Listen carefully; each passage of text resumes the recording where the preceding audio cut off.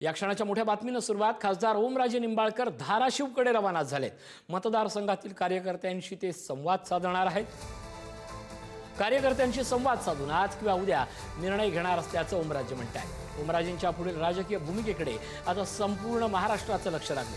राजकीय प्रक्रियेत माझ्या कुटुंबानं तुमचं काय वाईट केलं, विरोधकांनी कुटुंबावर केलेल्या टीकेचा त्यांनी समाचार घेतलाय. 3 दिवसात मी इतका वाईट झालोय का? ठाकरे कुटुंबाविरोधात आजपर्यंत कधीच वाईट बोललो नाही. जेडपी पंचायत समितीत आमचा मोठा पराभव झाला. काम करूनही मशाल चिन्हावरील उमेदवारांना का नाकारलं, हा सवाल ओमराजेंनी विचारलाय. माझ्या लोकांचा पराभव का झाला याचा शोध घेणार असल्याचं ओमराजे म्हणाले.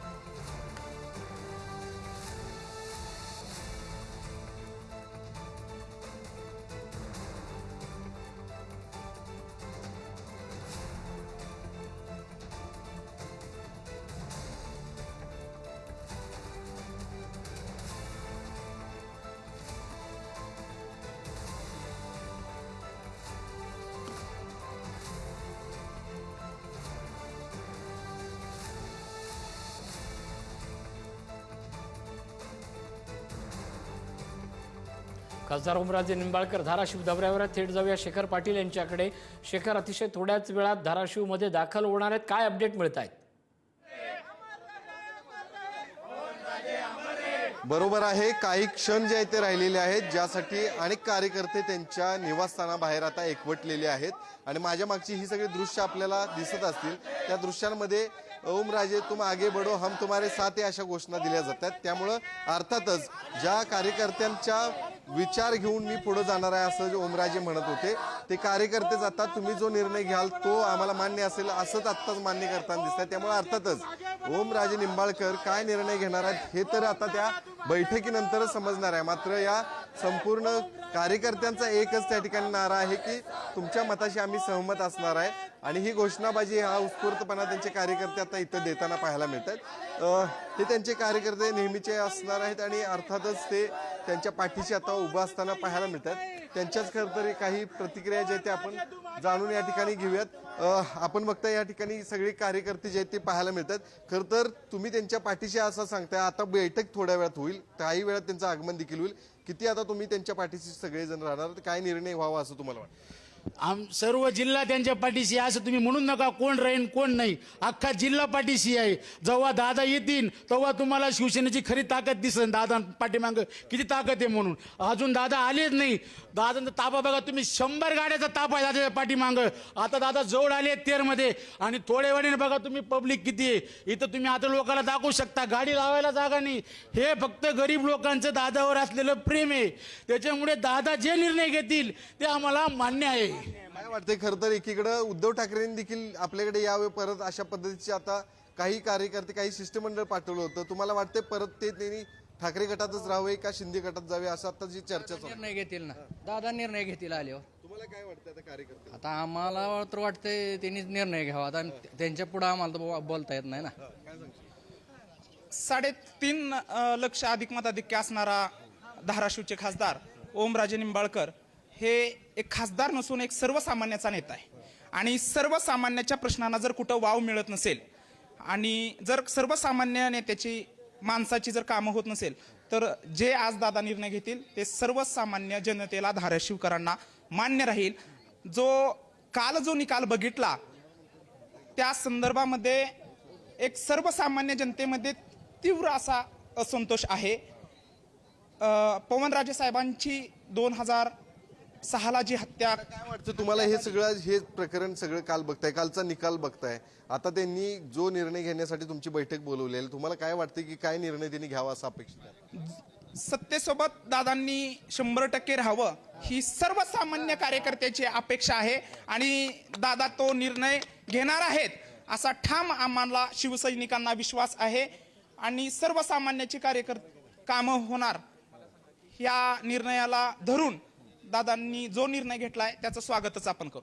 नक्कीच. खरं तर ही सगळे कार्यकर्ते ऋषी आपण बघतोय जे पवनराजे यांच्या संदर्भातला जो निकाल जो काल आला त्या संदर्भात देखील असंतोष आहे अनेकांच्या मनामध्ये आणि शिवाय आज ओमराजे जो निर्णय घेतील त्या निर्णयाशी आम्ही सगळेजण त्या ठिकाणी समर्थन देत राहू आणि आज नेमका तो निर्णय त्यांच्याकडेच आम्ही सोपवलेला आहे. ते जो निर्णय घेतील तो आम्हाला मान्य असेल असं देखील सगळेजण सांगताना पाहायला मिळतात. सगळ्यात महत्त्वाचा प्रश्न हा आहे की दोन महत्त्वाच्या घडामोडी आहेत, कालचा निकाल आणि आजचा निर्णय. या दोन्ही गोष्टींवर या सगळ्यांच्या भावना तेवढ्याच तीव्र आहेत. दादानी काय अर्थात त्यांचं असं म्हणणं आहे की आपण कार्यकर्त्यांना विचारून हा निर्णय घेणार आहोत, संवाद साधणार आहोत. कार्यकर्ते म्हणतायत दादा घेतील तो निर्णय, त्यांचे नेते असं म्हणतायत की आपण कार्यकर्त्यांच्या निर्णयावर. कार्यकर्त्यांचा निर्णय काय असेल याबाबत त्या शिवसैनिकांना काय वाटतंय?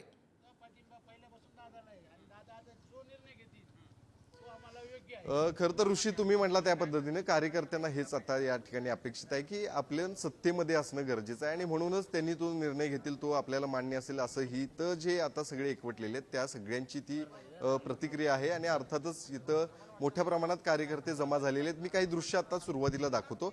या संपूर्ण ओमराजे निंबाळकर यांच्या घराच्या बाजूची सगळी परिस्थिती आहे. मोठ्या प्रमाणात कार्यकर्ते जे आहेत ते आता जमा झालेले आहेत आणि त्यांच्या माध्यमातून खरं तर हे एकच मागणी जी आहे ती केली जाते, जी म्हणजे पवनराजे यांचं जे हत्याकांडासंदर्भातला निर्णय आला तो त्या ठिकाणी अनेकांना अपेक्षित नाही आहे. त्या संदर्भात देखील असंतोष निर्माण झालेला आहे. अर्थातच जे आता आपण ही दृश्य पाहतोय जी पवनराजे निंबाळकर यांची समाधी आपल्या बाजूला त्या ठिकाणी खरं तर पाहायला मिळते, त्या ठिकाणी सगळ्यात पहिला ओमराजे निंबाळकर जे आहेत ते येणार आहेत आणि त्यांना अभिवादन करणार आहेत. आपल्या आयुष्यातल्या करिअरची सुरुवात, राजकारणाची सुरुवातच जी आहे ती पवनराजे निंबाळकर यांची हत्या झाली आणि त्यानंतर जी परिस्थिती निर्माण झाली त्यानंतर मी राजकारणात आलो असं ओमराजे निंबाळकर सांगतायत आणि म्हणूनच आज सगळ्यात पहिला जे आहे ते त्यांना अभिवादन करून आपल्या कार्यकर्त्यांशी आपण भेटणार आहोत असं त्यांनी सांगितलेलं आहे. आता देखील दृश्य बघितले तर त्यांच्या घराच्या बाजूची ही परिस्थिती आहे. त्या ठिकाणी जय्यत तयारी जी आहे ती झालेली आहे, बैठकीची तयारी झालेली आहे.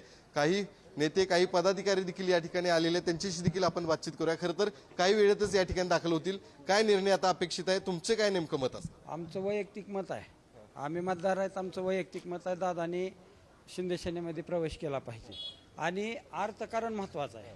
ह्याच्यामध्ये समाजकारण तर महत्त्वाचं आहेच, परंतु अर्थकारण पण विकास कामासाठी मला सांगा तुम्ही काय करायचं. आज दादा सर्वसामान्य माणूस आहे, लोकांच्या कामासाठी धावणारा माणूस आहे. आज त्यांचे हात बांधले गेलेले आहेत, त्याच्यामुळे दादानी आमचं वैयक्तिक मत आहे की आणि मी बऱ्याचशा कार्यकर्त्यासोबत इथं आलेल्या चर्चा केली, सर्वांचं मत आहे की दादानी शिंदे सेनेमध्ये प्रवेश करायला काय हरकत नाही. परंतु शेवटचा निर्णय दादांचा जो असेल, आम्ही फक्त दादावर प्रेम करणारे माणसं आहेत, आम्हाला बाकीच्या गोष्टीची काही देणं घेणं नाही. आम्ही दादासोबतच राहणार, दादासोबतच असणार. काही जण आता त्या ठिकाणी सांगतात की उद्धव ठाकरेंच्या जर त्यांनी पुन्हा एकदा बोलवलं असेल, पुन्हा एकदा हे सगळं त्याच्यावर पांघरून टाकायला तयार असतील तर तुम्ही हे सगळे कार्यकर्ते म्हणून ह्या सगळ्यात कसं बघता? मी तर वैयक्तिक अशा मताचा माणूस आहे की पुन्हा त्या दरवाजाला दादानी जाऊ नये. कारण त्यांनी जी काल वागणूक दिली, कोर्टातून एवढा वाईट प्रसंगामधून बाहेर पडत असताना एकतर 20 वर्ष त्यांनी त्यांच्या कुटुंबावर, कुणाचा जरी आज पिता किंवा एक छत्र हरवलं मायेचं तर त्यांनाच ते हाल विचारावे. आणि तेवढ्या प्रसंगामध्ये जो काही छोटासा एक इव्हेंट घडला तिथं, त्या प्रसंगानुसार मी दादाला सक्त बोलू शकतो की दादा तुम्ही परत त्यांच्या उंबरठ्यात जाऊ नका, तुम्ही जाऊ नये. हे असं माझं वैयक्तिक मत असेल दादावर. नक्कीच. खरं तर त्यांना कुठले मंत्रिपदाचं देखील अनेक कार्यकर्त्यांना आम्ही भेटत होतो, त्यांना मंत्रिपद देखील आता यातून मिळावं अशी देखील अनेकांची अपेक्षा आहे. मंत्रिपद मिळेल किंवा न मिळेल, दादा इतका मोठा माणूस आहे की फक्त त्यांना एक सत्तेमधला चान्स जर मिळाला तर मंत्रिपदापेक्षा बी मोठं काम करू शकतो. मंत्रिपद मिळालं तर आमचं दुधात साखर आहे, आमचं भाग्य उजळलं, आमच्या जिल्ह्याचं उजळलं, आमच्या कार्यकर्त्यांचं उजळलं. परंतु दादाच्या हिंमत एवढी आहे की सहजासहजी दादा चालू सत्तेमधून बरंचसं काही करून दाखवतील अशी आमची अपेक्षा आहे. नक्कीच. खरं तर ओमराजे यांच्या घरातील कार्यकर्ते खरं तर आहेत, ते त्यांच्या सोबत नेहमी असणार आहेत.